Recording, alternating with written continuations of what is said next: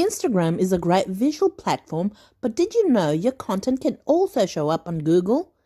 In this video, I'm going to show you how to make your Instagram posts more discoverable in search results and bring more traffic to your business. Most Instagram content stays locked inside the app, but with a few smart tweaks, your posts can be found on Google, helping you reach a wider audience and drive traffic back to your website.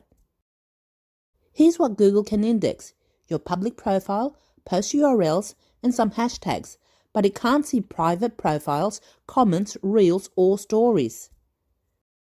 So how do you help Google find your posts? Let's go through it step by step.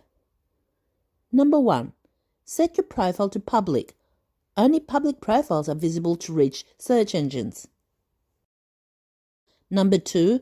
Optimize your bio. Include keywords that reflect your niche. Number 3. Link to Instagram from your website. Blog posts and embedded links help Google crawl your content. Number 4. Write descriptive captions and use alt text. Instagram's alt text adds searchable context to your images. Number 5. Use relevant hashtags. Choose niche tags that people search for both on Instagram and Google. And number 6. Share your posts across platforms.